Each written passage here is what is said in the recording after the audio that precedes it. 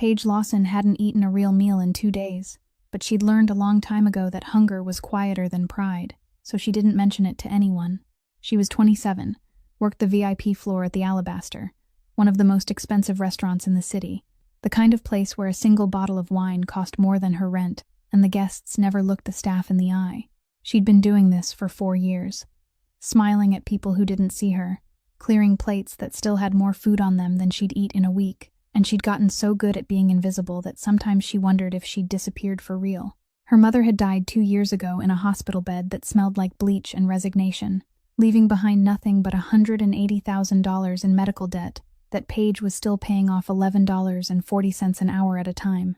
Most nights, she fell asleep on a mattress on the floor of a 300-square-foot studio, with a nursing textbook open on her chest, because the desk she couldn't afford didn't exist. That was her life, small and hard and honest. And she'd made something close enough to peace with it to get through a shift without falling apart, until the night the Valetti family booked the private dining room on the 6th floor.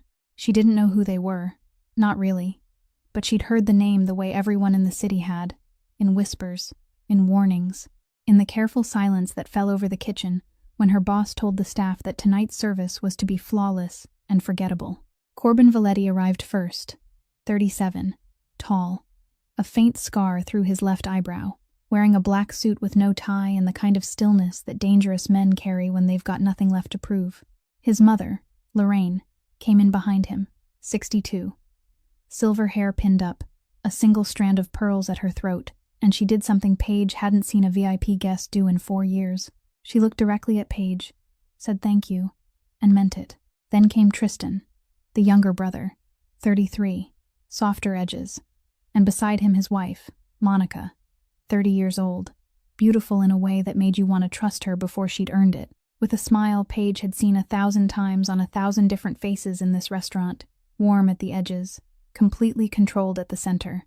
Paige served the courses, poured the wine, disappeared into the wallpaper the way she always did, and everything was fine, everything was normal, until 9:47 that evening, when she was standing in the service corridor behind the frosted glass panel that let the staff see into the dining room without being seen, and she saw something she wasn't supposed to see, something that no amount of money could make her unsee, and she had exactly 3 seconds to decide what kind of person she was going to be. If this story hits you somewhere real, go ahead and hit that like button, share it with someone who needs to hear it, and subscribe so you don't miss what happens next. Now let's go back to that corridor, 9:47, because Paige Lawson was standing there with a tray in her hands and a decision that was about to shake one of the most powerful families in this city to its foundation. Through the frosted glass, Paige saw Monica rise from the dining table. No one noticed. Corbin was talking to Lorraine, his voice low and even, one hand resting on the black oak tabletop. Tristan was looking at his phone, his thumb moving slowly across the screen. Monica moved toward the side table where the dessert plates had already been arranged, her steps light and natural, as though she was only getting up to make herself more comfortable, maybe to stretch her back, maybe to admire the white lilies on the windowsill, nothing worth noticing at all. But Paige had spent 4 years standing in the corners of rooms, watching rich people, and she knew the difference between someone rising for comfort and someone rising with a purpose. Monica had a purpose. Her back turned just enough to block the view from the main table, not completely turning away because that would look strange, only angling herself enough for her shadow to cover the right hand that was moving. Paige saw that hand, saw it stop over one particular plate, the panna cotta plate with a small L written in edible ink along the lower rim, the plate the kitchen had prepared separately, because Lorraine Valetti was allergic to nuts, and her dessert had to be made with a different recipe. Paige knew that plate. She was the one who had carried it up from the kitchen. She was the one who had arranged every plate on the side table in the exact serving order, and she was the one standing there now, watching Monica Hale Valetti open her clutch purse with her left hand, take out something small, almost invisible, and tilt her right hand lightly over the plate marked L, while her eyes didn't look down at her own hand, but swept across the room, checking every face, every sightline, making sure no one was watching. No one was watching, except Paige. 3 seconds. That was all it took. 3 seconds from the moment Monica opened the clutch to the moment she closed it again, slipped something back inside, and stepped aside, her right hand brushing the edge of the table as though she was merely touching the tablecloth because her fingers had nothing better to do. 3 seconds. And in those 3 seconds, Paige Lawson stood in the service hallway with a tray of panna cotta in her hands, and her entire body froze. Not from fear. Or maybe it was fear, but it hadn't arrived yet. It was waiting in line behind something else, something older and deeper, something she didn't have time to name, but it had the shape of a hospital room and the smell of bleach and a woman lying in a bed whom no one looked at twice. She could go back to the kitchen, set the tray down, tell Carlton she had a stomachache and needed to leave early, come to work tomorrow morning like normal, pretend she hadn't seen anything, the same way she had pretended not to see anything for 4 years in this restaurant, the same way the world had pretended not to see her mother through the final 6 months in the hospital. She could do that. It would be easy. It would be safe. And a woman who was 62, a woman who had looked straight into her eyes and said thank you, as if she were a human being and not furniture, would eat that plate. Paige pushed open the hallway door. She stepped into the private dining room through the service entrance. On the left, the corner guests never looked toward because that was where food appeared, and food didn't need to be noticed. She set the tray down on the side table, right beside the panna cotta plates, and began doing what she did every day, arranging. She lifted the first dessert spoon and straightened it, lifted the second, turned the tray slightly to align the angle, and in that motion, in that familiar rhythm that 4 years of serving had carved into her muscles so deeply she could have done it in her sleep, her left hand lifted the plate marked L out of its place, and her right hand set an unmarked plate where it had been. The clean L plate, the plate the kitchen had prepared especially for Lorraine, was now in the place of an ordinary plate.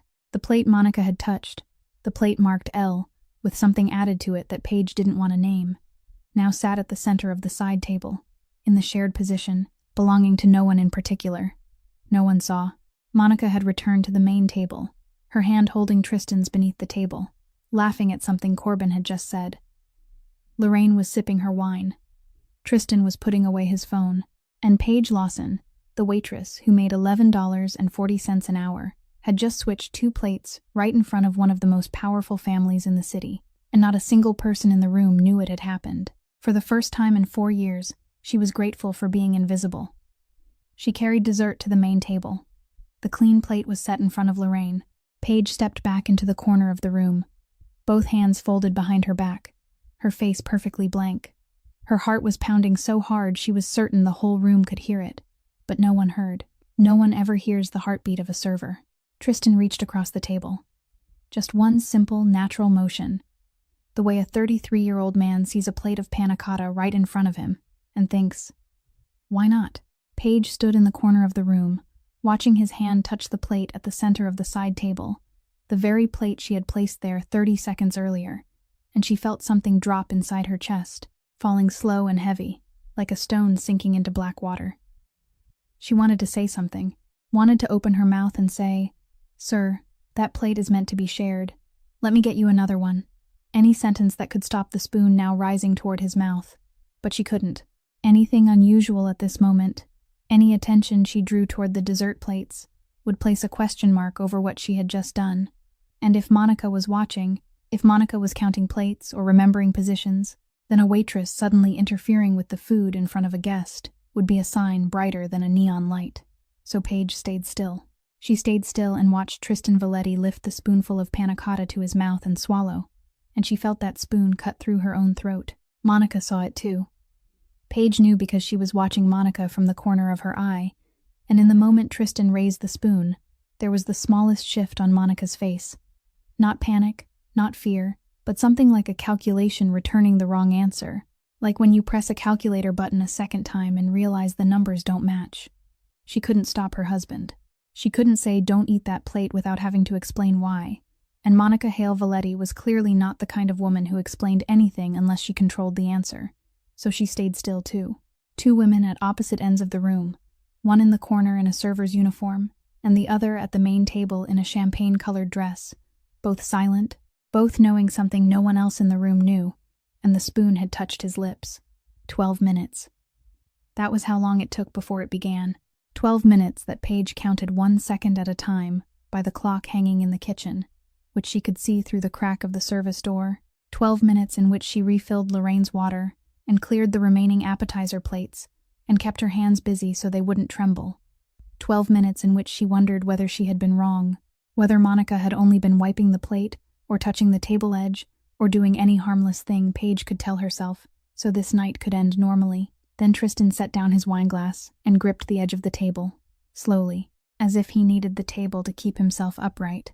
His face changed color, not gradually, but almost all at once, from flush to gray-white, the kind of white Paige had seen exactly once before, on her mother's face in the emergency room at 4 o'clock in the morning on a winter Tuesday. Sweat broke out across Tristan's forehead. He said something to Monica, but the words were swallowed halfway through, the syllables collapsing over one another, and Monica placed a hand on her husband's arm and said, "Sweetheart, are you all right?" Her voice perfectly worried, her eyes open just wide enough, her brows drawn together at exactly the right angle, and Paige stood in the corner of the room, watching that performance, and felt sick, in a way that had absolutely nothing to do with food. Corbin reacted before Monica's call had finished. He stood, and the chair pushed back and slid across the wooden floor without a sound because the carpet was thick, but the speed with which he rose made its own sound.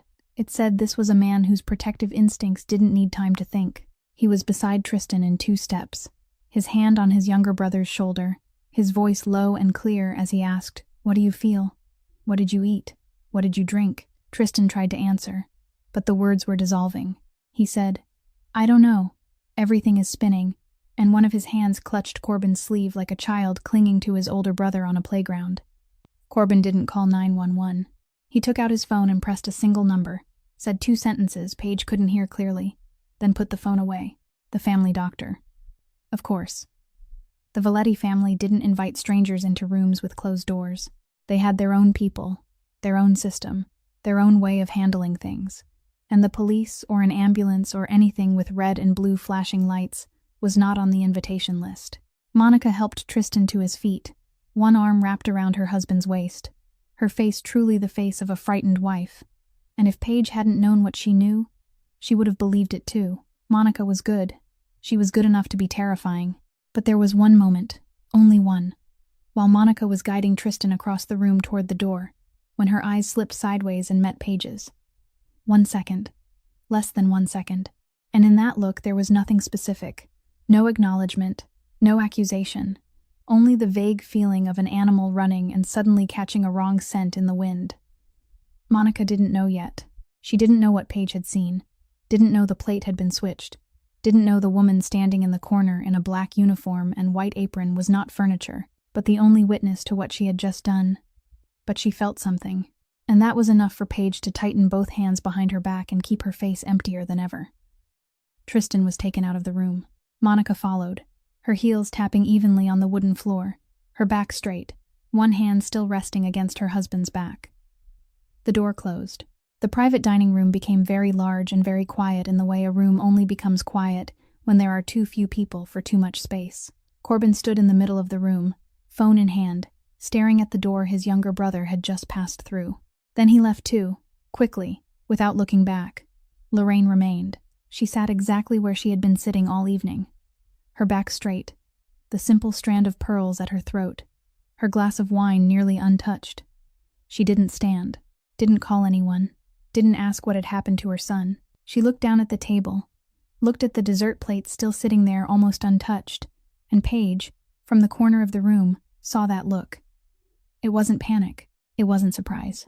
It was the look of a 62-year-old woman who had built an empire from nothing and kept it standing through her husband's death, and 15 years of men looking at her as if she were only the shadow of the man who was gone, and she was looking at the dessert plate on the table with the eyes of someone who had suspected something for a long time and had just watched that suspicion take root into something heavier and truer and more dangerous.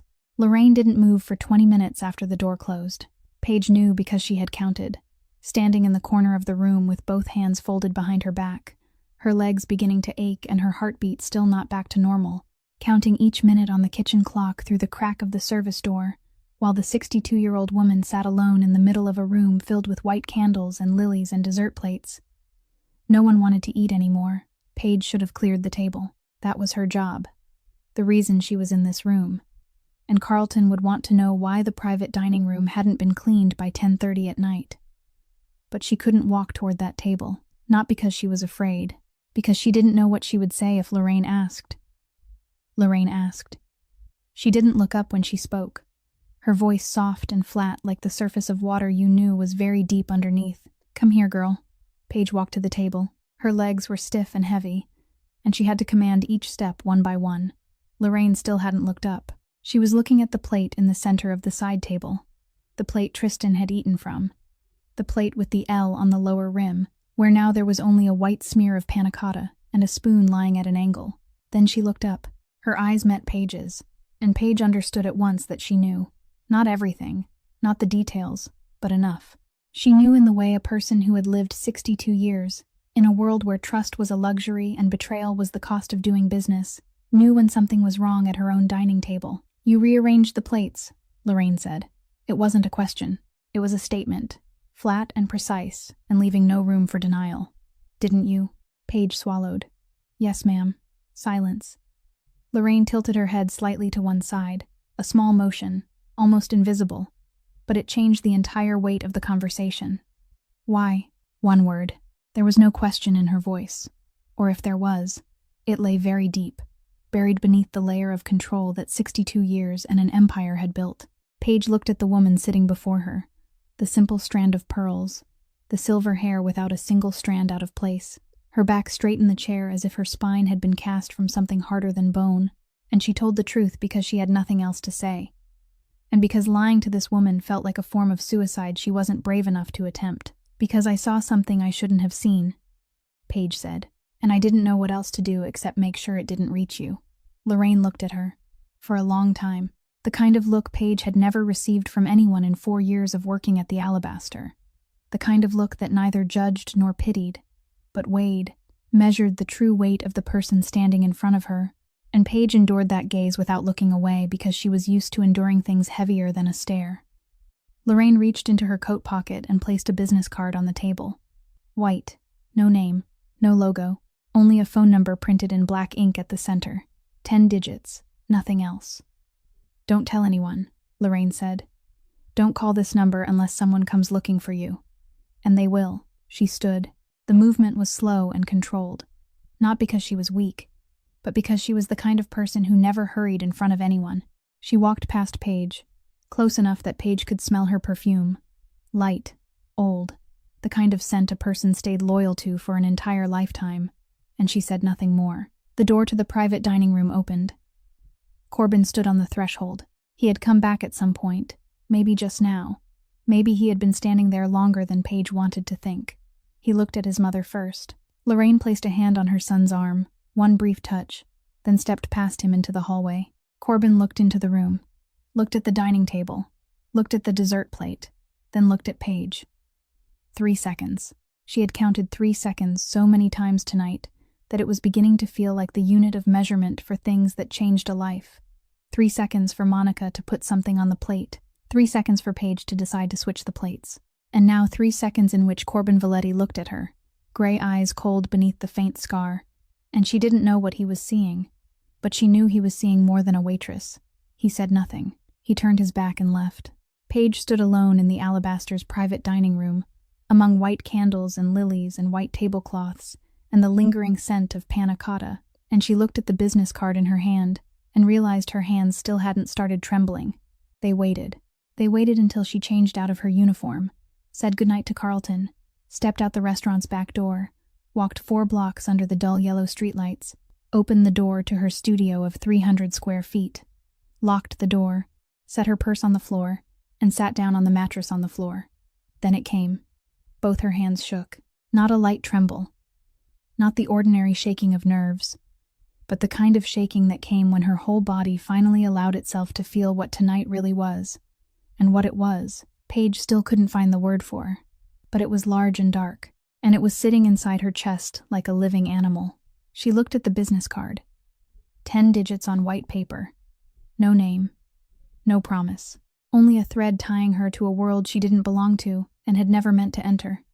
She could tear it up, throw it in the trash with the empty instant noodle cup and this month's hospital bill, wake up tomorrow morning, find a new job, pay down her debt, study nursing, forget tonight, forget the panna cotta plate, forget Lorraine's eyes, forget the 3 seconds Corbin Valetti had looked at her as if she were an equation he hadn't solved yet. She could do all of that. But Paige had watched enough people be abandoned in her life to know she wouldn't be the next person to abandon someone else.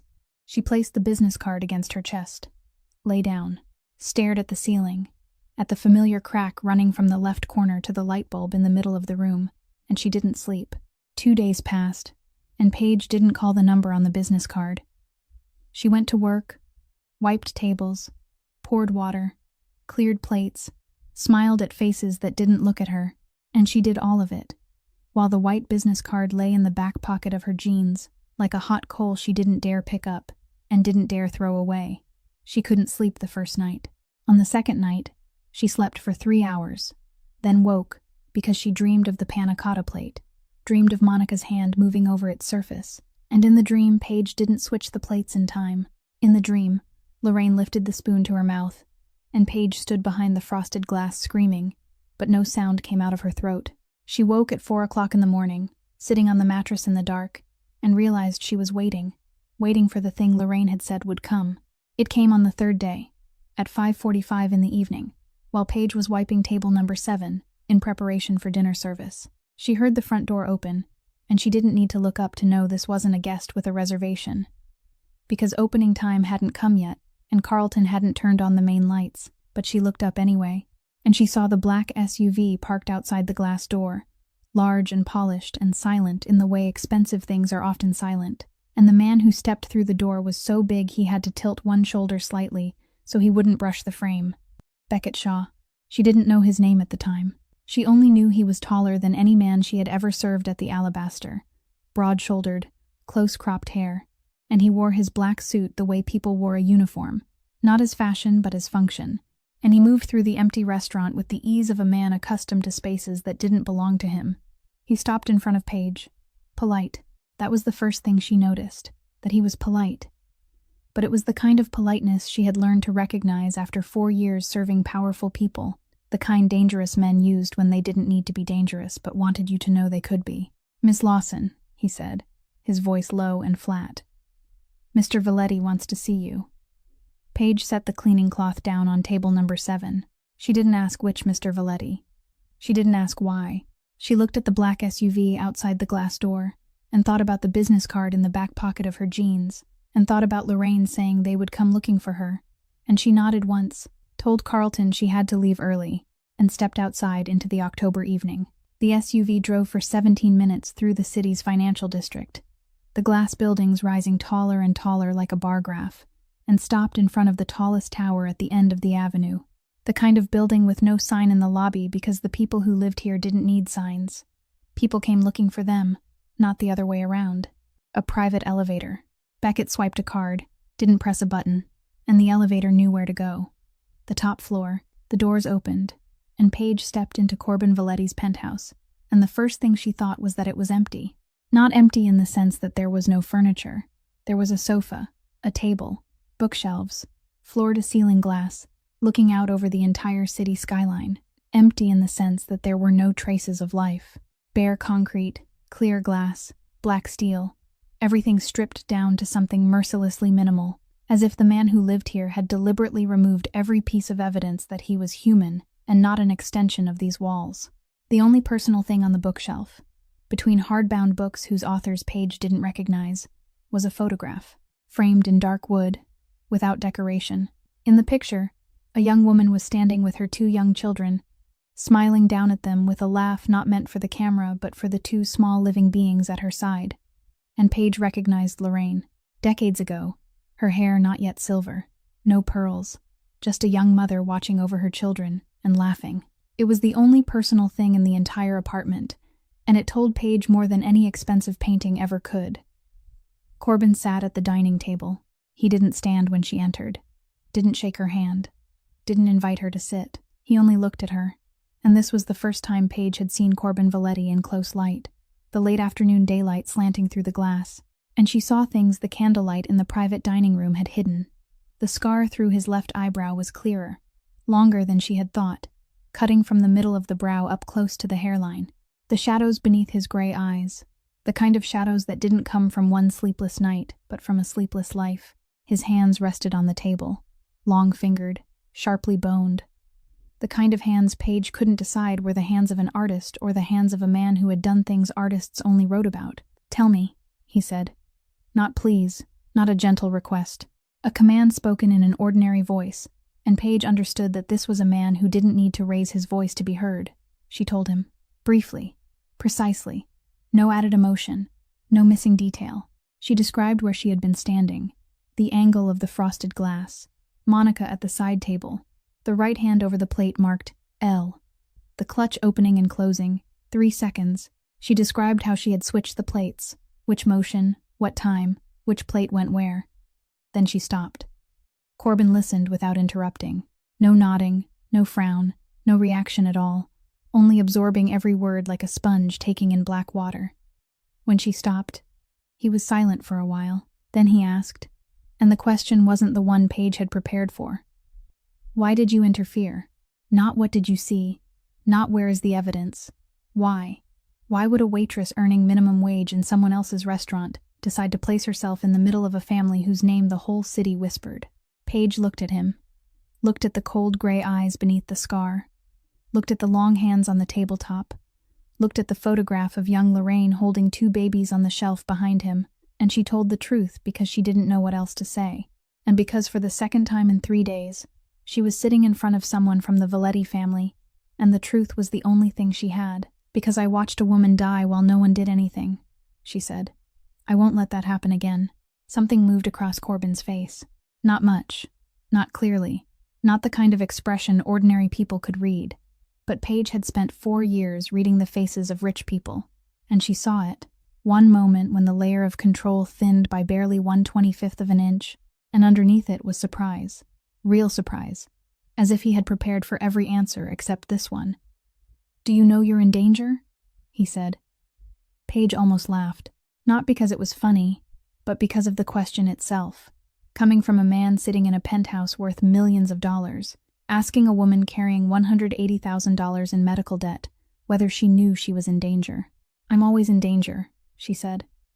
"It's just a different kind." Silence. Corbin looked at her, and she looked back. And the room was too large and too empty for 2 people, and the evening light was fading through the glass, and no one said anything for 4 seconds, 5 seconds. And Paige didn't look away because she hadn't looked away in front of Lorraine, and she wouldn't look away in front of her son. Corbin said Monica was searching. She didn't know yet who had switched the plates, but she was asking, watching, narrowing the list, and when she found out, the person at the end of that list wouldn't be safe. He offered protection. An apartment owned by the family, security, until he handled the situation. Paige looked at him. "I don't accept charity. This isn't charity," Corbin said, and his voice didn't change, but something in his eyes sharpened. "This is me protecting the only witness who can help me understand who is trying to kill my mother." Witness. The word sat between them like a coin on the table, practical and cold and unromantic. And precisely because it wasn't romantic, Paige believed it. She set conditions. She would still go to work because she needed money to pay her debt, and she wouldn't sit in someone else's apartment waiting for someone else to fix her life. She didn't owe the Valetti family anything, and when everything was over, she would leave, go back to her life. Corbin looked at her for a while, as if he was translating what she said into a language he understood, the language of transactions and terms and boundaries, and then he nodded. Fine. Beckett took her to the apartment. 2 bedrooms, 9th floor, a quiet building in a middle-class neighborhood, not luxurious, not showy, normal enough that no one would ask questions. Paige stood in the middle of the living room and looked around. The windows were large enough to show the sky, not just a slice of it through the gap between 2 buildings, but a whole sky. And the living room was 4 times the size of her studio, and there was a desk, a real desk, a desk for studying, and there was a kitchen with a full-size refrigerator instead of the mini-fridge she had wedged under the sink. And she stood there, in the middle of a room someone had paid for so she could be safe. And what she felt wasn't gratitude. It was closer to anger. Anger that the world worked in such a way that one person had to nearly die from poisoning for another person to be allowed to stand in a room with windows large enough to see the sky. Corbin came for the first time on the 5th day after Paige moved into the apartment. He didn't knock. Beckett opened the door, and Corbin stepped across the threshold as if stepping into a conference room. Black suit, the shadows beneath his eyes darker than the last time she had seen him, and he placed a brown envelope on the table. The real table Paige still wasn't used to having. Tristan's toxicology results, he said, without sitting down. A sedative. Midazolam. A high dose, enough to make a 33-year-old man weighing 172 pounds, disoriented, and unable to control his movements for several hours. Paige looked at the envelope without opening it. She didn't need to read the name of the drug to understand what Corbin was saying next. That Lorraine was more than 44 pounds lighter than Tristan, 62 years old, with unstable blood pressure, and if she had taken that dose, the consequence wouldn't have been dizziness or slurred speech, but complete loss of consciousness, possibly temporary cognitive impairment, the kind of state in which a human being becomes a puppet, and anyone standing beside that puppet can put a pen in its hand and make it sign anything. Corbin said Monica knew the dosage. Not guessed, not tested, knew. She knew exactly how many milligrams for how many pounds of body weight, and she knew because Monica Hale Valetti wasn't only a beautiful woman with a college degree and a controlled smile. She was a former Army combat medic. 6 years in the military, 2 deployments, fully trained in pharmaceuticals, dosages, and how to keep a person alive, or how to make sure they couldn't hold themselves together. Paige listened and felt something tighten in her stomach. Not fear, but the realization that that night in the private dining room, she hadn't only been facing a jealous or greedy woman, she had been facing someone trained, and those 3 seconds when she switched the plates, 3 seconds of trembling and instinct, and the memory of her mother in a hospital bed, those 3 seconds had stopped a plan calculated by someone who knew exactly what she was doing. Corbin said one more thing before he left.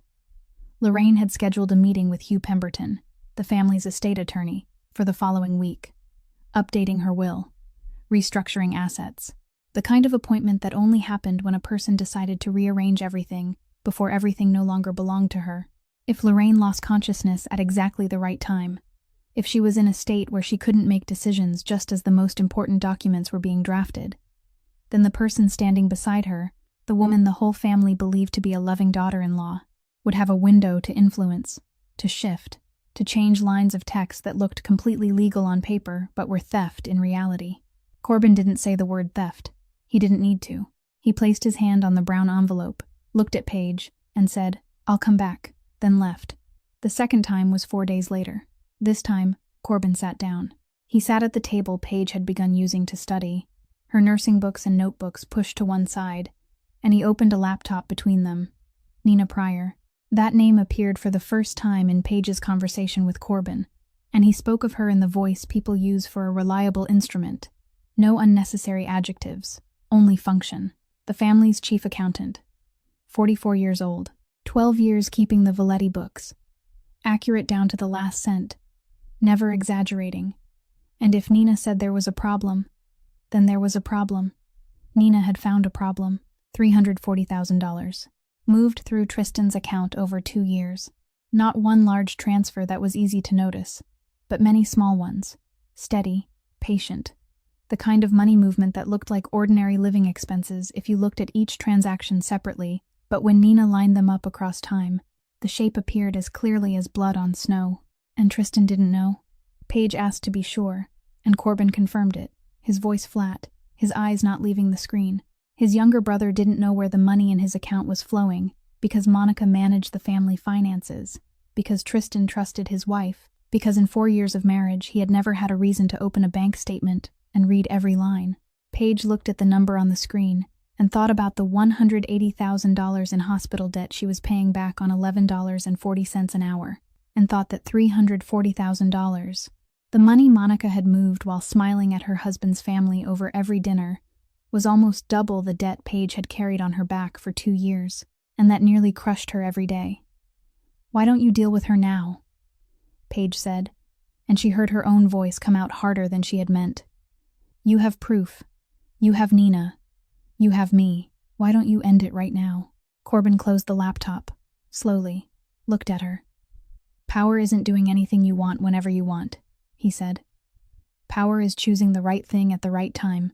He didn't say it like philosophy, but like fact, like someone who had lived by that principle long enough to know it was true and was tired enough not to want to explain why. He left. Paige sat there with the table and the nursing textbook, and $340,000 floating inside her head, and the phrase "the right thing at the right time" echoing in her ears, and she wondered whether he was right or whether he was only stretching out the game, because that was what power allowed people to do. The third time, 11 days after she moved into the apartment, Corbin came later than the first 2 times, 8 o'clock at night instead of in the afternoon, and when Beckett opened the door, Paige was sitting at the table with her anatomy textbook open to chapter 12, a cold cup of coffee beside it, and the old laptop Darcy had lent her because she couldn't afford a new one. Corbin entered the room and stopped, not because Beckett blocked him or because anything was unusual, but because he saw the book. "What are you studying?" he asked. And that question was different from every question he had ever asked her. It wasn't about Monica or the panna cotta plate, or evidence or security. It was just a question, the kind ordinary people ask ordinary people. "Nursing," Paige said. She didn't expand, didn't explain, but Corbin sat down at the table across from her, and he didn't open a laptop, didn't place down an envelope, only sat there, and the silence stretched long enough for Paige to understand that he was waiting, and she decided to give him the rest, because after 3 meetings, she had begun to realize that Corbin Valetti gathered information not by asking, but by staying silent, and his silence created a space other people filled on their own. "My mother died of cancer," Paige said. 6 months in the hospital. I sat beside her every night after work and watched the nurses take care of her, and some of them were good, truly good, and some were just doing a job, and I wondered what kind I would be if I were in that position. And I knew the answer, and that's why I'm studying this book at 8 o'clock at night at someone else's table instead of sleeping." She stopped. She had said more than she intended, and she looked away, toward the cold coffee, because suddenly the room felt too small for the amount of personal truth she had just poured onto the table. Corbin was silent for a while. Then he said, "My mother opened her first restaurant when she was 28, and he said it in a different voice. One Paige hadn't heard before. Lower and slower and nearer. She told me that people who can build something from nothing never build anything small, because they already know the price of every brick." Paige looked back at him. "Is that flirting or advice?" she asked, and she didn't know why she asked it. Maybe because he was looking at her with those gray eyes beneath the faint scar, and the desk lamp was touching his face, and she needed to break whatever was forming in the space between them before it had a name. Corbin didn't smile, but something changed at the corner of his eyes. Small, almost impossible to measure. Something Paige wasn't sure she had imagined or not. "I'm not flirting," he said. "I'm acknowledging." He stood, walked to the door. Beckett closed it behind him, and Paige sat alone at the table with the anatomy textbook open to chapter 12 and the cold coffee, and realized that precision, the kind of precision that didn't waste a single word or lose a single meaning, was far more dangerous than romance. The invitation came from Beckett, not Corbin. "A short message in the morning, Mrs. Valetti wants to see you, 2 o'clock in the afternoon," and an address on the outskirts of the city that forced Paige to borrow Darcy's 2012 Honda Civic to get there.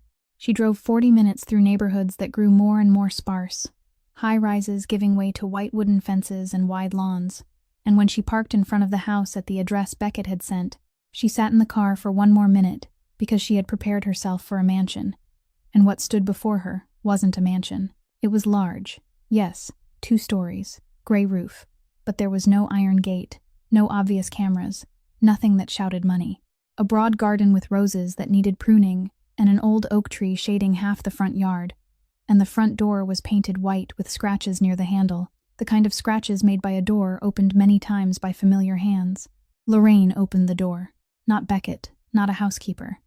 She opened the door the way any woman might open a door to welcome a guest in the afternoon, an apron tied around her waist, her right hand dusted with flour, and the smell of garlic sautéed in butter rushed out from behind her so strongly that Paige felt the hunger she was used to hiding suddenly wake and howl. "Come in, child," Lorraine said. "The kitchen is in the back." The kitchen was larger than Paige's entire old studio. The granite countertop had old knife marks. A wooden spice rack hung on the wall. Heavy copper pots sat on the stove, the kind of pots people didn't buy but inherited. Lorraine was making fresh pasta, her hands kneading dough on a counter dusted with flour, and she didn't stop when Paige stepped inside. She only nodded toward the chair beside the kitchen table and said, "Sit." Paige sat and watched the 62-year-old matriarch, the woman who held an empire together with ledgers and patience, knead pasta dough with her bare hands. She talked while she cooked, not looking at Paige, looking at the dough, at the pot of water, at her own hands, and her voice was flat and even, like the rhythm of the kneading. Queens, when she was 23, a small laundromat in an Italian neighborhood that her husband, Frank, had bought with borrowed money. Frank had connections. Frank had a name.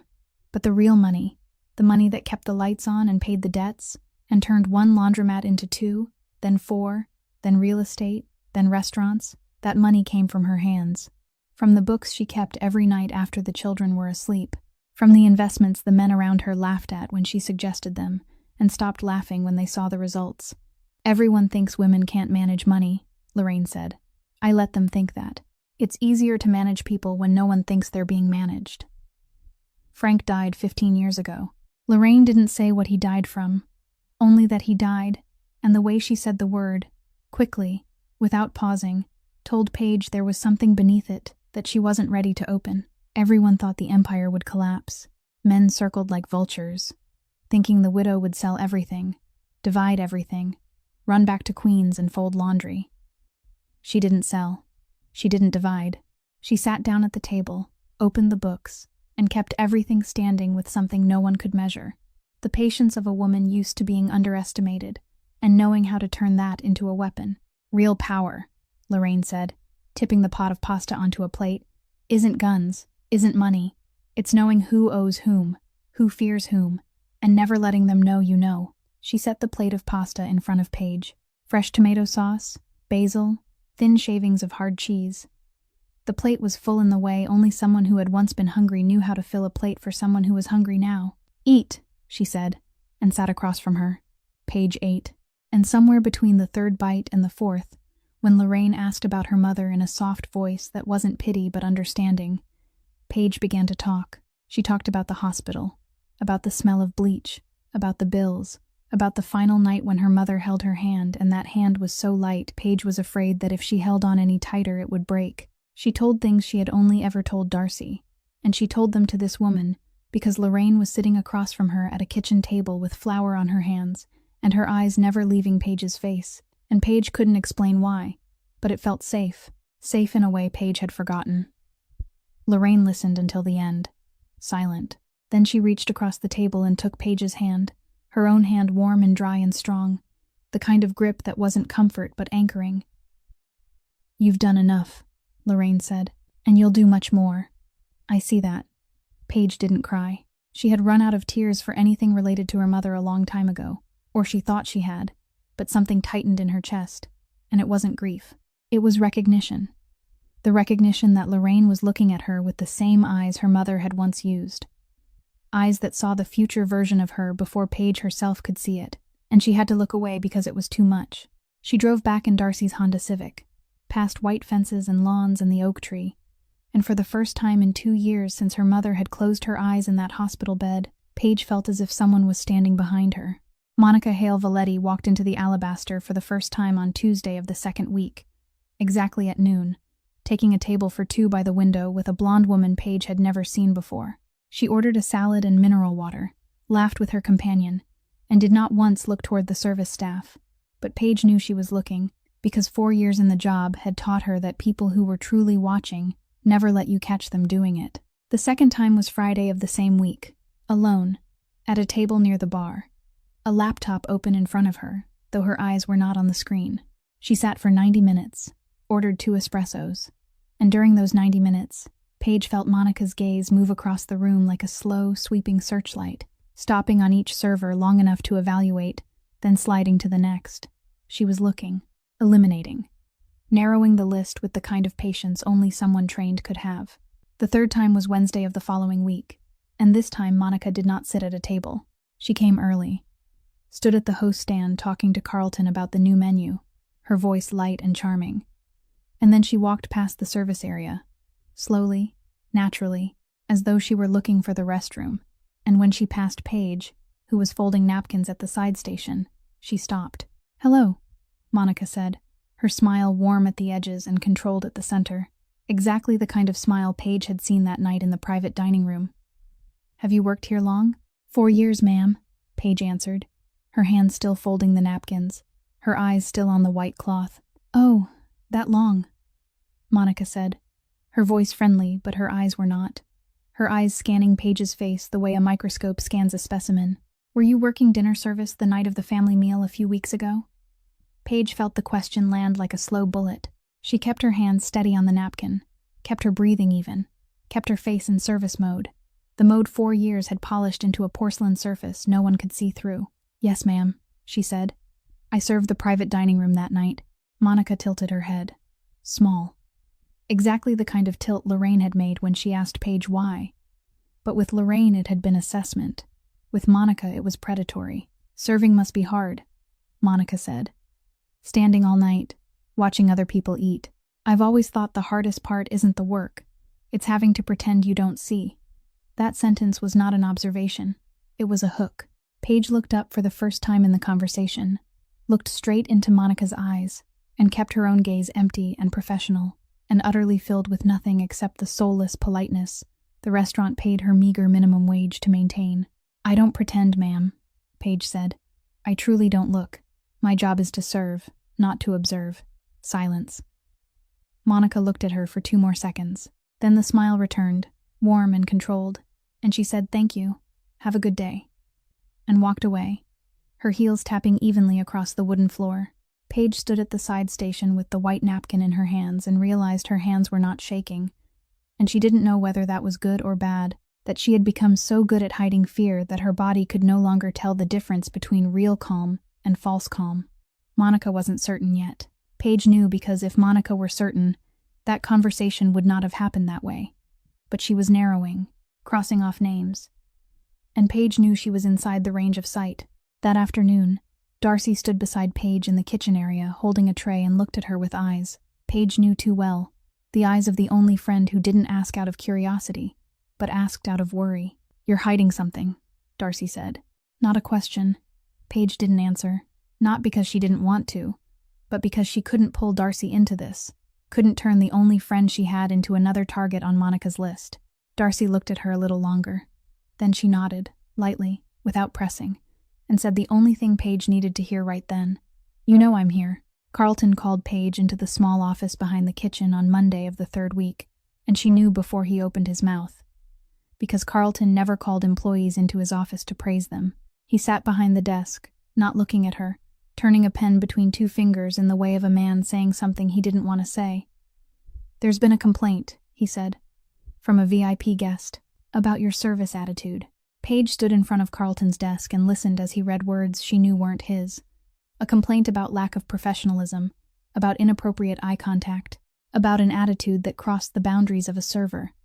And every word had Monica's fingerprints on it, every word chosen carefully enough that it couldn't be traced back, but heavy enough that Carlton had no choice. 4 years, Paige thought.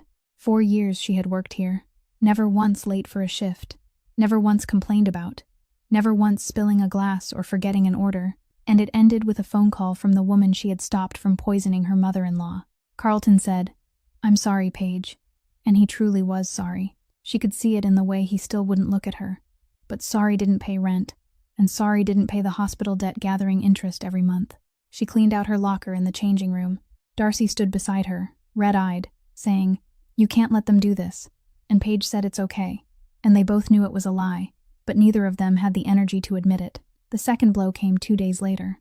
Paige went back to her old studio to pick up the few things still left behind. Winter clothes and the box of paperwork she hadn't had time to move to the safe apartment. She knew something was wrong the moment she touched the doorknob, because it wasn't locked. And she always locked it. Always. Because when you lived alone in a studio of 300 square feet in a part of the city that wasn't exactly the best, locking the door was a reflex that didn't require thought. Inside, nothing had been ransacked. Nothing had been smashed. That was the frightening part. Everything was almost untouched. Clothes still folded in the bag, the box of paperwork still in the corner. Only one thing was different. Darcy's old laptop, the one Paige had left on the floor beside the mattress, had been opened. The screen lifted, and when Paige touched the keyboard, it lit up on her email homepage. Someone had been here. Someone had opened the laptop. Someone had read her emails, or maybe they hadn't.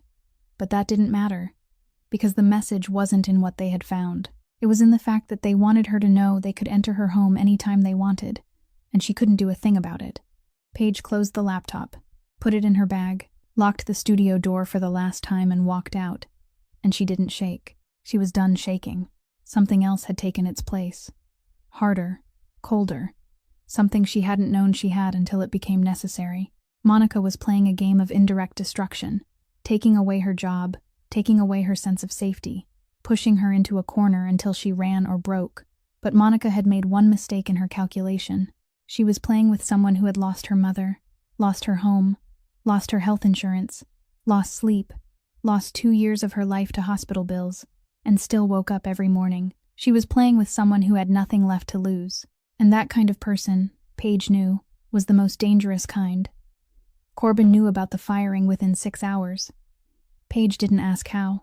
He knew about the break-in at the studio before she even had the chance to tell him. Beckett had reported it. Corbin came to the safe apartment that night, and Paige saw something on his face she had never seen before. Anger. Not hot anger. Not a flushed face or a raised voice, but cold anger. The kind that ran beneath the layer of control and thickened the air in the room. The kind she imagined had been the last thing many people saw before things became very bad for them. He stood in the middle of the living room, his back straight, his hand clenching, then opening, then clenching again, and he said, "This is the last time," his voice low and flat, and more dangerous than any shout. "I'm ending this tonight." Paige looked at him, looked at the clenched hand, looked at the vein rising along his wrist, looked at the gray eyes that had turned to steel, and she said the sentence she knew would stop him, because it was his own. "You told me," she said. "Power is choosing the right thing at the right time." Corbin looked at her. Something moved across his face. Quick, difficult to read. Maybe surprise. Maybe something deeper than surprise. Something Paige didn't dare name because naming it would make it real. He said nothing. His hand opened, slowly, and his shoulders lowered by 1/2 inch. And that was the whole outward reaction. But Paige knew she had just done something perhaps no one in the Valetti Empire had ever done. She had stopped him, with his own words, and he had listened. He stood there a moment longer, looking at her, and the distance between them wasn't great. 4 steps, maybe 3, and Paige realized that her real trouble wasn't Monica Hale Valetti, wasn't the lost job, wasn't the studio someone had broken into. Her real trouble was the way Corbin Valetti was looking at her right now, as if she were the only person in the world who could make him stop. And he was standing closer to her than necessary, and he didn't touch, and she didn't step back, and the space between them shrank, in the way space only shrinks, when both people know what is happening, and neither of them is ready to admit it. Nina Pryor called Corbin at 11 o'clock on Thursday night of the 3rd week. Paige knew because she was sitting at the study table when Corbin's phone rang, and he was in her apartment, the 4th or 5th time. She had lost count, and she watched his face change as he listened to Nina speak, changing the way water turns to ice, not slowly but suddenly, one moment liquid, the next moment solid and sharp. He hung up, looked at Paige, said, "You need to hear this." They went to Lorraine's house. Beckett drove, Corbin sat in the front passenger seat, Paige sat in the back, and no one said a word for the 30-minute drive. Lorraine was waiting at the kitchen table, the same table where she had made pasta for Paige. But tonight there was no smell of garlic and basil, only black coffee and a stack of papers Nina had emailed and printed, arranged neatly in front of her. Nina had traced the money. The $340,000 Monica had moved through Tristan's account over 2 years did not stop in Tristan's account. It kept flowing, through 3 layers of shell companies, through 2 banks in 2 different states, and finally into an account linked to a name Corbin knew well, Grady Crenshaw, 55 years old.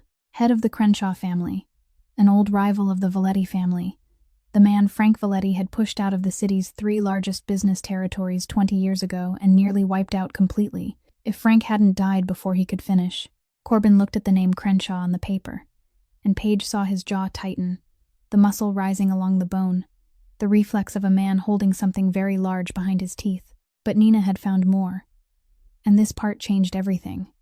Monica was not a spy Crenshaw had planted. No one had recruited her, no one had trained her, no one had sent her into the Valetti house with a blueprint and a target. Monica Hale Valetti had found Grady Crenshaw on her own, by herself, after 2 years of marriage to Tristan, and the reason lay in a name Nina had dug up from county public records, bankruptcy records, death records, the kind of paperwork no one searches unless they already know what to look for. Wesley Hale, Monica's father, the owner of a small grocery store on the outskirts of the city 20 years ago. Frank Valetti wanted the land that store stood on for a real estate development project. Wesley refused to sell. Frank was not used to being refused. What happened afterward was in the court records Nina had printed and laid on the table. Lawsuits, enforcement orders, loan agreements with interest rates anyone could look at and recognize as a trap, and Wesley Hale, the man with the small grocery store and a 10-year-old daughter, was bankrupt within 8 months. He killed himself 6 weeks after losing the store. Monica was 10 years old, foster care, independent at 16, enlisted at 18, 6 years as an Army combat medic. Discharged, she later met Tristan at a veterans charity event, sponsored by the Valetti family, and became his wife. She built a life with him, and in her own twisted way, she truly loved him. Paige believed that because she had seen the way Monica held Tristan's hand under the table that night, a gesture too raw to be completely faked. But then Monica found out. Maybe it was an old photograph, a story Tristan told about his father, a name on a business document.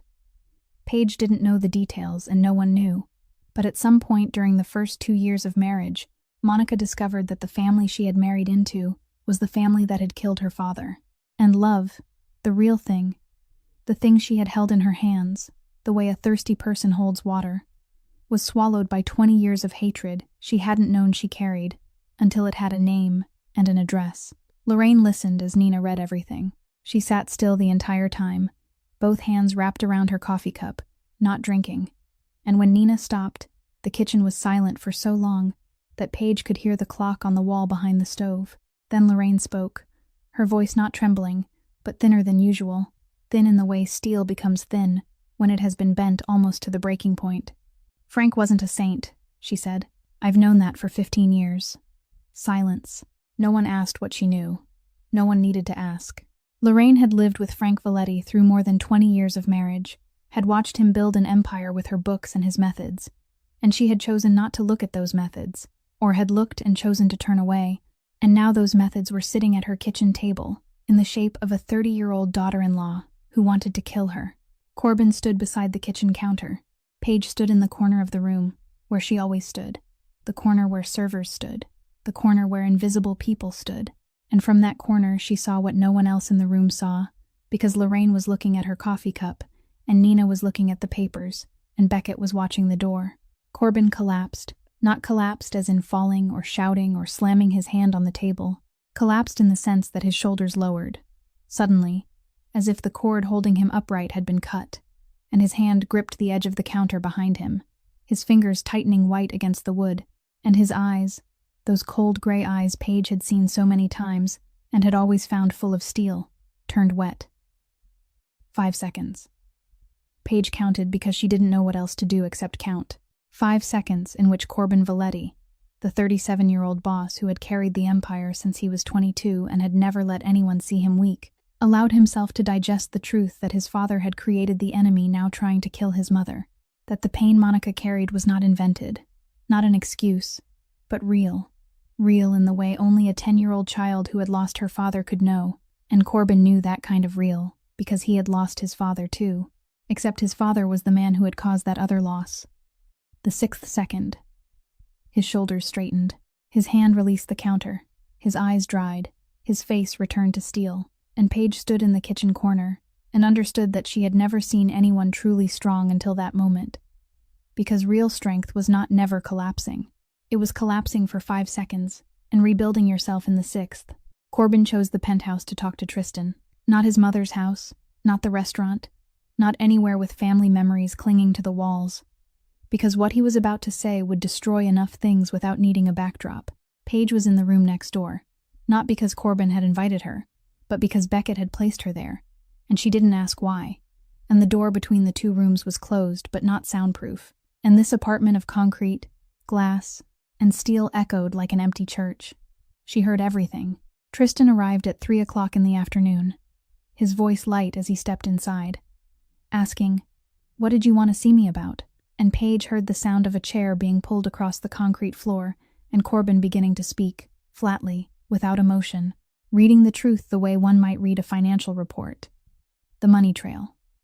$340,000 through Tristan's account that Tristan didn't know about.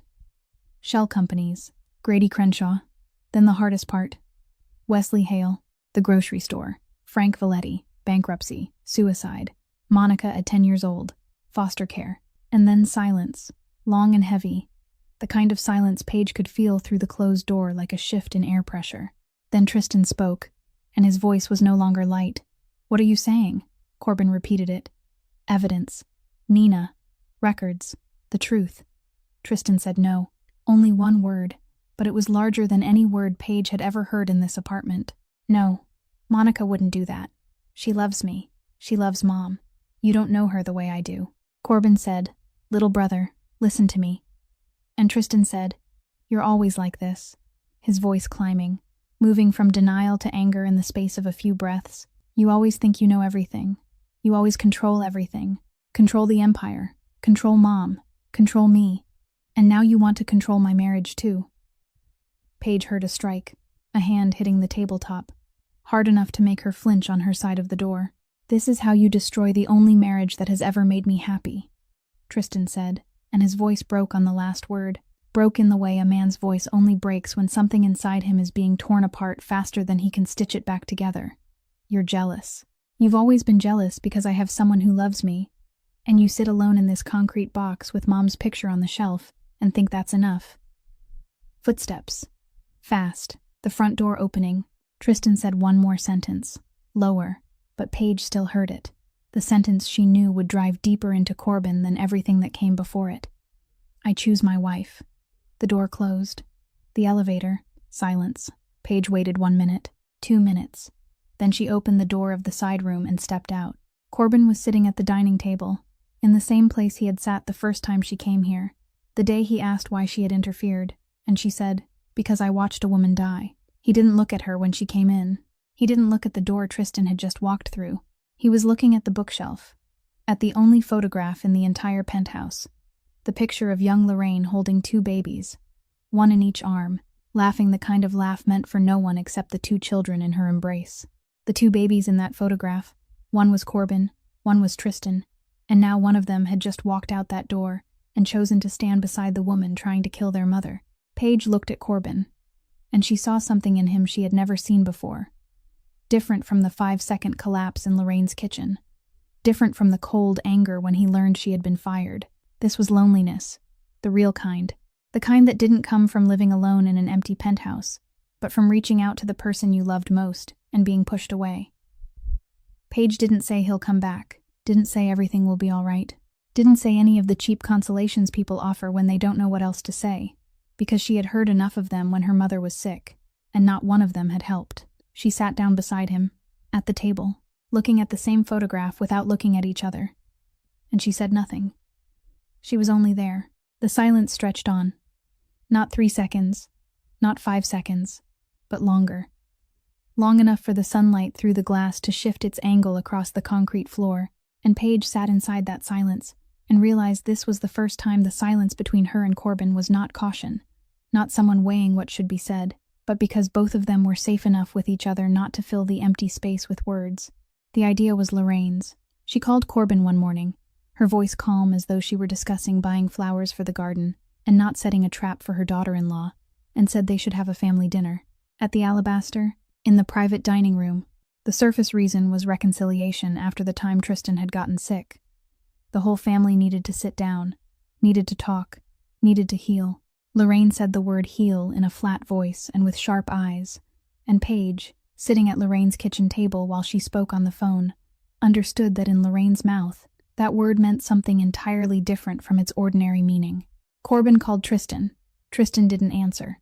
Corbin called a second time. No answer. Lorraine called. Tristan answered on the first ring. "I want the family to have dinner together," Lorraine said, and she said it in the voice no child could refuse. Even when that child was 33 years old, and angry enough at his older brother not to answer his calls, Tristan said yes. And Monica would come too. Of course she would come. She needed Lorraine, needed to be near Lorraine, needed one more chance to reach the woman she had failed to bring down the first time. And a family dinner was an open door she couldn't walk through fast enough. The plan was assembled over 3 days. Beckett came to the Alabaster 2 days early, spoke with the building's technical manager, adjusted the angles of the security cameras in the private dining room. 3 cameras, 3 angles, covering the entire side table, the main table, and the drink area. Nina Pryor booked a table in the main dining room, right outside the private dining room, laptop open, watching Monica and Tristan's accounts in real time, because Corbin suspected that if Lorraine was taken down tonight, Monica would move money immediately during the chaotic hours that followed. And Paige returned to the Alabaster at 5 o'clock that afternoon, entering through the kitchen door, the door she had walked through thousands of times in 4 years, and Carlton was waiting inside. He knew just enough. Corbin had called him. Said just enough for Carlton to understand that tonight mattered, and Paige needed to be there, and there should be no questions. Carlton looked at Paige, looked for a long time, and he didn't apologize for firing her, but that look held something close to it. And then he nodded and turned back toward the kitchen. Darcy stood in the napkin station. She watched Paige walk in, wearing the black uniform and white apron she had returned 3 weeks earlier, and Darcy's face moved through 3 expressions in 2 seconds. Surprise, then worry, then something harder, something like resolve. Darcy didn't ask.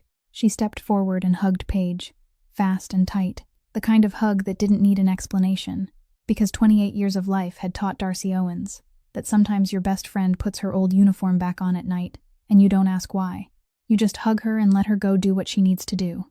By 6:30, the private dining room was ready. The same black oak table, the same white candles, the same lilies. Paige arranged the plates and glasses and napkins and dessert spoons, and every motion was so familiar that her body did it on its own, while her mind was somewhere else. On the cameras Beckett had installed, on Nina sitting outside with her laptop open, on Corbin standing somewhere in the building, waiting with the cold patience Paige had learned to recognize. Lorraine arrived first. Deliberately, she stepped into the private dining room more slowly than last time, her back slightly bent, her left hand resting on the edge of the table as though she needed support. And when Paige poured her water, she coughed softly, twice, a dry, thin cough, and she said, "Thank you, child," in a voice slower than usual, weaker than usual, the hand holding the glass trembling lightly. Paige watched her perform and had to work not to let admiration show on her face, because Lorraine Valetti, 62 years old, the woman who had kept an empire standing when every man thought she would fall, was playing the role of a frail old woman so well that Paige almost would have believed it if she hadn't caught Lorraine's eyes in the reflection on the wall mirror, sharp and awake and counting. Corbin arrived next, calm, in a black suit with no tie, sitting to his mother's right as he had last time, everything identical, everything in place, a perfect copy of an ordinary family dinner. Then Tristan and Monica walked in. Tristan wore a pale blue shirt, no suit, and he didn't look at Corbin as he passed. He looked straight at Lorraine, bent down to embrace his mother, and Paige saw his hand tighten on her shoulder, as if he were protecting her from his own older brother. Monica followed behind her husband, in a silver-gray dress tonight, her hair pinned up, and she embraced Lorraine with both arms. But Paige knew what to watch for, and Monica's left hand still hovered an inch away from Lorraine's back, still embracing without touching, still performing without feeling, exactly like the first time. Paige poured the wine.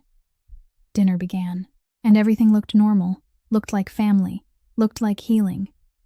And Paige stepped back into the service hallway, stood behind the frosted glass, exactly where she had stood the last time, and looked at the kitchen clock through the crack in the door.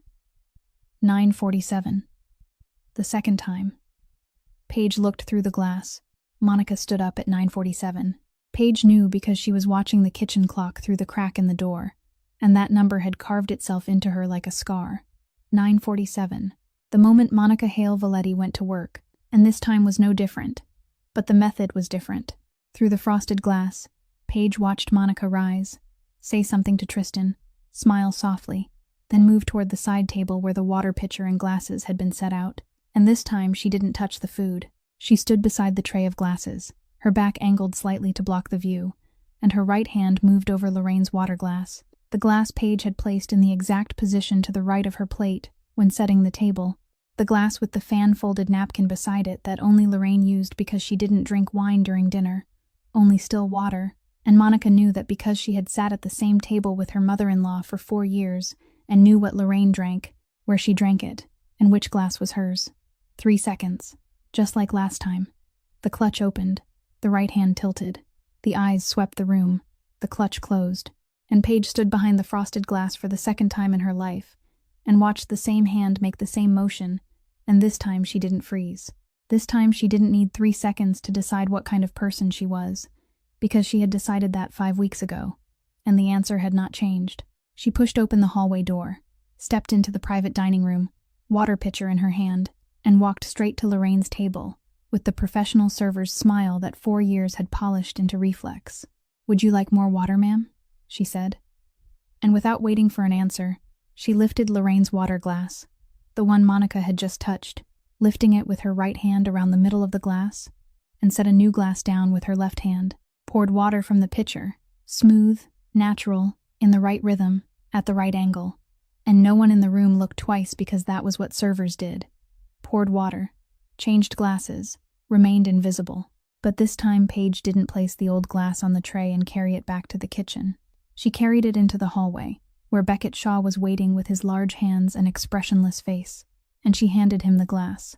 Beckett took it, slid it into a clear plastic evidence bag already prepared, sealed it, labeled it, wrote the date and time, and did not say a word. Paige returned to the room, stood in the corner. Dinner continued. Lorraine drank from the new glass, coughed lightly. Her hand trembled. She kept performing. Tristan held Monica's hand under the table and talked to his mother about the new restaurant he was managing, his voice warm, trying, the voice of a man building a bridge out of words between himself and the mother he believed was weakening. Corbin ate, spoke little, watched, and only Paige saw his finger tapping lightly against the edge of the table beneath the napkin, steady, counting down. 10 o'clock. Dinner ended. Dessert was served. No one got sick this time, and Monica began to look confused. She hid it well, Paige had to admit.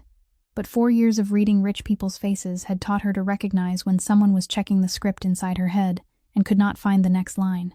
Monica looked at Lorraine, waiting for the sign, waiting for a real tremor instead of a staged one, waiting for dull eyes, a slowing voice, any symptom showing that the sedative was working, and there was nothing. Lorraine sat straight, drank water, talked, and nothing happened. Paige watched confusion pass through Monica's eyes like the shadow of a cloud crossing sunlight, quick, almost invisible, but there. Then Corbin set down his wineglass. "Sit down." 2 words. He said 2 words, and his voice was no louder than the voice he had used all evening. But those 2 words cut through the private dining room like a knife through silk, and everything stopped. Tristan, Monica, Lorraine, Paige in the corner, the air in the room, everything stopped. "Sit down." Not directed at anyone in particular because they were all already seated. It was an order for everyone, an order for the room, an order for the situation. And Monica, who had begun shifting in her chair as if preparing to stand, sat back down. The private dining room door closed. Paige heard the soft click and knew Beckett was standing outside. No one came in. No one went out. Corbin took a tablet from the inside pocket of his suit jacket and placed it on the table, opened it, turned the screen toward Monica, and on the screen was the grainy, obscured footage from the first night. While the camera had only caught a suspicious shadow at the side table, it was Paige's precise eyewitness testimony that had decoded Monica's hidden movements, proving exactly how she had targeted Lorraine. Then he switched to the footage from tonight, slowed down, Monica beside the tray of glasses. The same motion, the same angle of the back, the same hand, the second time. Then he opened Nina's file, the money trail, $340,000. Tristan's account, shell companies, Grady Crenshaw, layer by layer, piece of evidence by piece of evidence, laying them on the table like cards turned face up. Monica looked at the screen. Her face did not collapse. It shut, like an iron door dropping, fast, complete. And behind it, there was no longer a smile warm at the edges, no longer control at the center, only a blank surface, and 2 eyes calculating so quickly that Paige could almost see the numbers running behind her pupils. Tristan looked at the tablet, looked at the footage of his wife standing at the side table, her hand over his mother's plate. Looked at the second footage, his wife at the tray of glasses, her hand over his mother's water glass. He stood, the chair pushed back, and the whole room held its breath because no one knew whose side he was on. He had chosen Monica 3 weeks ago, had slammed his hand on the table and walked out and said, "I choose my wife," and now he was standing in the Alabaster's private dining room with the evidence on the tablet, and his wife seated on his left, and his brother seated on his right. and his mother seated across from him, and he looked at Monica, then at Corbin, then back at Monica, and he still had not sat down. The private dining room stayed silent long enough for Paige to hear the candles burning. Tristan stood in the middle of the room, both arms hanging at his sides, and every eye poured toward him like water running to the lowest place, waiting, and Monica was the one who broke the silence first. But she didn't say the sentence everyone in the room was waiting for. She didn't say, "I'm innocent." Didn't say, "Tristan, my love, trust me." Didn't say, "This is a misunderstanding," or "I was framed," or any of the words an accused wife would say if she truly wanted to save her marriage. Instead, Monica looked at Lorraine, looked straight at her, and said, "Wesley Hale." 2 words. They fell onto the black oak table among white candles and lilies like a bullet dropped onto a porcelain plate. Corbin did not react. He already knew. Lorraine did not react. She already knew. But Tristan stood in the middle of the room with those 2 words hanging in the air, and his face said he did not know, had never heard that name before. And Monica looked at her husband for 1 second, then turned back to Lorraine and continued. "My father," Monica said, and her voice was entirely different from every other time Paige had ever heard it. Not warm, not controlled, not performed, only steel and 20 years of hatred melted down into words. "My father's name was Wesley Hale. He had a small grocery store. He had that store for 12 years. He knew every customer by name. He let me sit on the checkout counter every Saturday afternoon and gave me peppermints from the jar beside the cash register. Then, your husband wanted that land." Monica went on, short, precise, without one unnecessary detail, telling them how Frank Valetti had pressured her father to sell, how her father had refused, the loan agreement, the suffocating interest rate, 8 months from grocery store to bankruptcy papers, and 6 weeks after that, her father went into the garage, closed the door, started the car, and never came out again. 10 years old, Monica said. "I was 10 years old, and they put me into foster care, and I stayed there until I was old enough for the army to take me." She spent years in the military as an army combat medic, sharpening her skills in grit and survival. "I rebuilt myself from the wreckage your family left behind." She stopped, looked at Lorraine. "Do you want to hear how he died?" It wasn't a question. It was a knife. And that was Monica Hale Valetti's final mistake. Because in the moment she chose to tell the truth about her father, instead of lying about her love for her husband. She confirmed in front of everyone in the room that her 4 years of marriage to Tristan had not been love, but a campaign. That every time she had called Lorraine mom, it had been a bullet being loaded into the chamber. That every night she lay beside Tristan had been a night she lay beside the son of the enemy and waited for her moment. She could have said, "I love Tristan, and this is a misunderstanding." And she might have kept him, might have pulled him to her side one more time because Tristan loved her, truly loved her, and blind love was the strongest weapon she had. But Monica did not choose that weapon.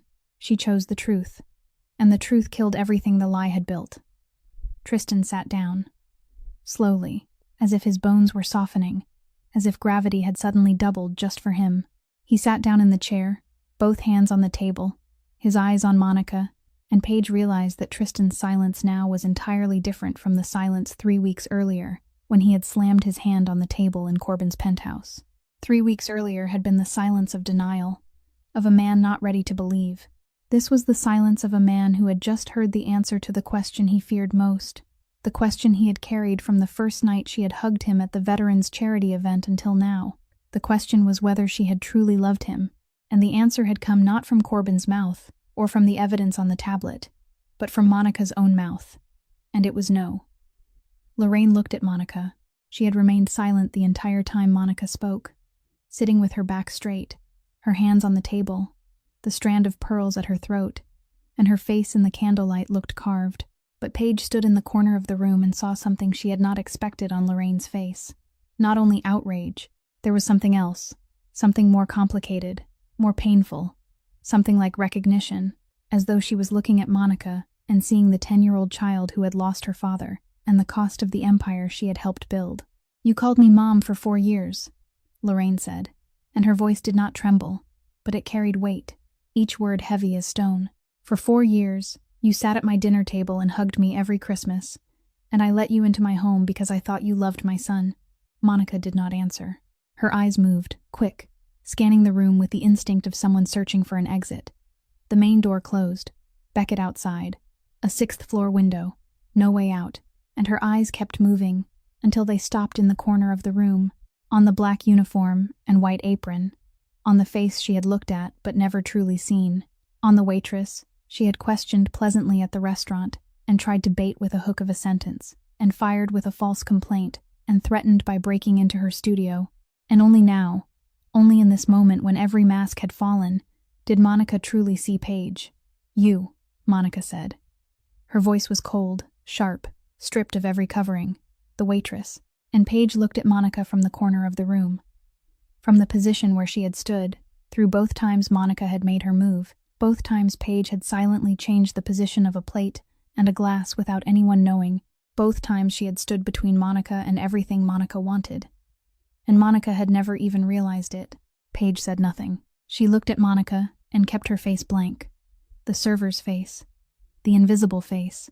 The face 4 years and $11.40 an hour had bought, and that silence was heavier than anything she could have said, because it contained everything. The panna cotta plate, the water glass. Lorraine saying thank you, Corbin asking why, her mother in a hospital bed, the 3-second decision. All of it inside that silence, and Monica looked into it and, for the first time in 4 years of manipulation and calculation and perfect performance, understood that she had lost. Not to the Valetti family, not to Corbin or Lorraine or cameras or evidence, but to an invisible server whom she had never bothered to look at twice. Monica left the private dining room that night between 2 men Beckett had chosen. Not the police, because the Valetti family did not call the police. 2 silent men walking on either side while Monica walked between them in her silver gray dress, her hair still neatly pinned, her back still straight, because even in defeat, she lost with the posture of someone who had once worn a uniform. Paige did not watch her go. She stood in the corner of the private dining room and looked at Tristan sitting motionless at the table, both hands flat on the black oak, his eyes fixed on the empty chair beside him, the chair where his wife had just been sitting. And he did not cry, did not speak, only sat there with the face of a man who had just had all the air pulled from his lungs and had not yet remembered how to breathe. Corbin sat across from his younger brother. He said nothing, did not touch him. He was simply there, and Paige realized he was doing for Tristan what she had done for him in the penthouse the week before. Simply being present, not filling the hollow space with words. The following week was paperwork. Corbin handled everything with the precision Paige had come to recognize as his language of love. Not words, not gestures, but actions calculated to protect the people he cared about. Tristan and Monica's marriage was annulled. Every account Monica had touched was frozen within 48 hours, handled by Nina. Fast, clean, accurate down to the last cent as always. The evidence, the footage from both nights, the money trail, the Crenshaw connection, was sent to Grady Crenshaw through a channel Paige did not know and did not ask about, but the message was clear. Monica had failed, Crenshaw knew she had failed, and in this world, people who failed had no allies. Monica had nowhere left to hide. Not on the Valetti side, not on Crenshaw's side, no side at all. Corbin met with Grady Crenshaw privately. Paige was not there. She did not know where the meeting took place, how long it lasted, or what Corbin said. She only knew that after the meeting, Crenshaw withdrew from 3 disputed business territories with the Valettis, without a single gunshot, without a public threat, and Lorraine commented when she heard the news, her voice flat, "My son does not need a gun. He only needs to sit at the right table and say the right sentence." But the part Paige had not expected, the part no one had expected, happened quietly, without Corbin, without Beckett, without traps or cameras. Nina called Paige one afternoon, and her voice was different from usual. Not the voice of an accountant reading numbers, but the voice of someone who had just seen something that made her stop and think. Lorraine had just made a wire transfer. The amount was not large by family standards, but large enough for Nina to notice. The receiving account carried the name Wesley Hale. Paige heard that name and needed a few seconds to understand. Wesley Hale. Monica's father. The man with the small grocery store, Frank Valetti, had driven into bankruptcy 20 years earlier. Lorraine had opened an account in the dead man's name and transferred money into it, an amount that on paper looked like compensation, like payment, like the Valetti family finally acknowledging that there was a debt no one wanted to speak of, but everyone knew existed. Paige went to Lorraine's house, uninvited. For the first time, She came without anyone calling her. And when Lorraine opened the door, she did not look surprised, as if she had been waiting for this question. They sat at the kitchen table, the same table where Lorraine had made pasta, and Paige asked why. Lorraine was silent for a while. Then she spoke, and her voice was not flat this time. There was something underneath it. Something Paige recognized as regret. Not because it was new, but because it had been there for a very long time, and Lorraine was finally allowing it to have a name. "My husband wasn't a saint," Lorraine said, "and I've pretended not to know long enough." She looked at Paige. "That money will not fix anything. It will not bring her father back. It will not erase 10 years of foster care, but it is the only thing I can do besides continuing to pretend." Paige sat with Lorraine a while longer, and neither of them said anything more because some things do not need more words. Tristan came to his mother's house at 2 o'clock in the morning. Lorraine told Paige the next day. Told it briefly, without detail. The way she told everything. Only enough to understand. He drove from the empty apartment, the apartment Monica had cleared out that day, and parked in front of his mother's house, and stood at the door in a wrinkled suit with dry eyes, dry in a way worse than crying because crying was release, and dry was when the pain was too large to leave through tears. "I did not know where else to go," Tristan said. Lorraine opened the door wider. "You are here now." He stepped inside. She made tea. They sat at the kitchen table until morning. Tristan began seeing a therapist the following week, arranged by Corbin, the appointment scheduled, the doctor chosen.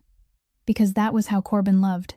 Not through words, but through structure, through plans, through clearing the road for someone he cared about to walk forward. The Valetti family was damaged. Monica had left a hole in Tristan that would take months to mend. The name Wesley Hale hung over the family's history like a ghost that refused to lie still. And Lorraine carried one more truth on her shoulders, a truth she had tried to avoid for 15 years.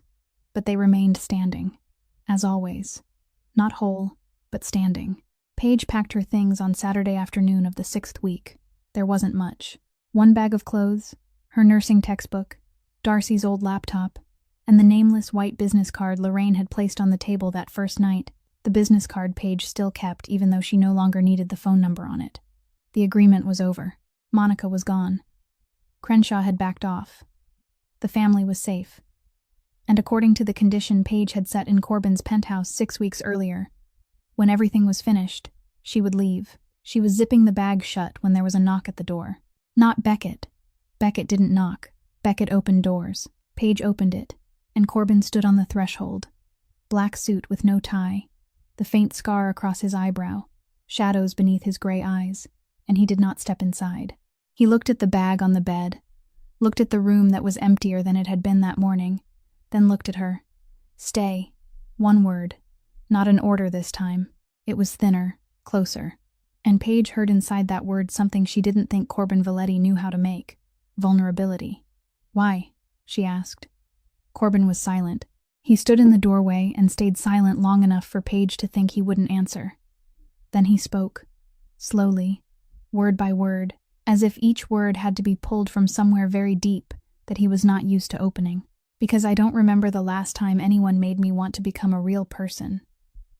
Paige looked at him, looked at the 37-year-old man who had carried an empire since he was 22, who had sat alone in an empty penthouse with one photograph of his mother on the shelf and called that enough, who had collapsed for 5 seconds in his mother's kitchen and rebuilt himself in the 6th, now standing outside her apartment door and saying stay in a voice she had never heard him use with anyone.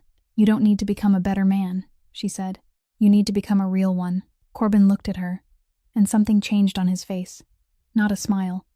Corbin didn't smile the way ordinary people smiled, but something in his eyes, in the lines around them, something Paige recognized as the relief of a person who had just been seen exactly as he was and had not been turned away. She set conditions. Because she was Paige Lawson, and Paige Lawson did not step into any room unless she knew she could step back out. "I pay my own debt with money I earn. You don't fix my life for me. I don't become property of the family. And if one day I decide to leave, you let me go." Corbin nodded at each condition, slowly, seriously, the nod of a man who understood that this was not negotiation but boundaries. Then he stopped at the last one. "All of them," he said, "except the last." "Why?" "Because I won't let you want to leave." And Paige stood in the apartment where she had lived for 6 weeks. The apartment with windows large enough to see the sky, and a desk for studying, and a kitchen with a refrigerator, the right size, and she looked at Corbin Valetti standing at the door, not stepping inside because he was waiting for her to invite him, and she understood there was a difference between dependence and freedom. Dependence was when someone kept the door closed. Freedom was when the door was open and you chose to stay. She chose to stay. The next morning, Paige woke up alone in the apartment. She had not moved in with Corbin. The relationship had only just begun. And she was not the kind of person who jumped into anything without checking how deep it was first. She made coffee, sat by the large window, the window she had stood before 6 weeks earlier, and felt anger instead of gratitude. She opened her nursing textbook, Chapter 15, The Respiratory System. She studied. Her phone vibrated. A message from Darcy. Coffee this afternoon. I found a new job lead for you. Call me. A message from Lorraine. Come to Sunday dinner. I'm making pasta. Bring that death-defying appetite of yours. A message from Corbin. No words. A photograph. Sunrise taken from the penthouse. The first gold light of day touching the city skyline. And in the lower right corner of the photograph was the building where Paige was sitting. He had been looking toward her at sunrise. And she sat there with coffee and her nursing textbook and $180,000 in medical debt, and her first smile in a very long time. She still owed money. She still studied at 1 o'clock in the morning. She still did not have a degree, but she was no longer alone. And the difference between being alone and not being alone was not in the money in your account or the roof over your head. It was in who looked toward you at sunrise. Paige looked out the window. Outside, on the narrow windowsill, there was a small pot of marigolds someone had planted before she moved in. And she had never asked who planted them, but they were still alive, orange and yellow and stubborn. The kind of flowers that did not need much water, did not need good soil, only enough light not to give up. They were still alive. So was she. Paige Lawson, 27 years old, $11.40 an hour. And that was how much it was worth to know the right thing, do the right thing, and stand firm when everything tried to pull you down. As it turned out, it was worth everything. This story is not only about family or power or conspiracy.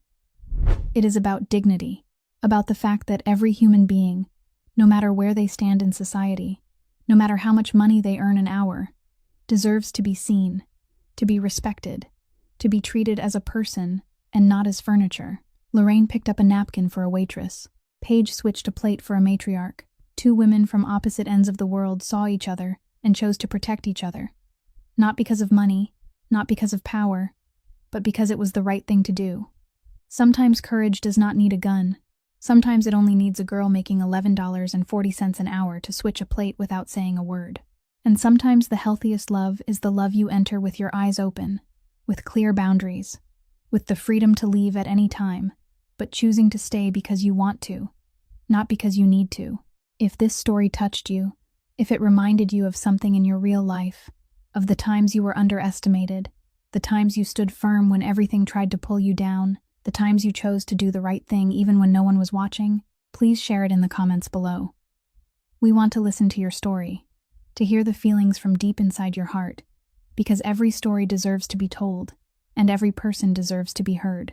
If you found this video meaningful, please hit the like button, share it with someone who needs to hear it today, and subscribe to our channel so you don't miss new stories every day. We sincerely thank you for staying until the very last minute. We wish you and the people you love good health, a joyful life, peace, and happiness every day. Goodbye, and we'll see you again in the next video.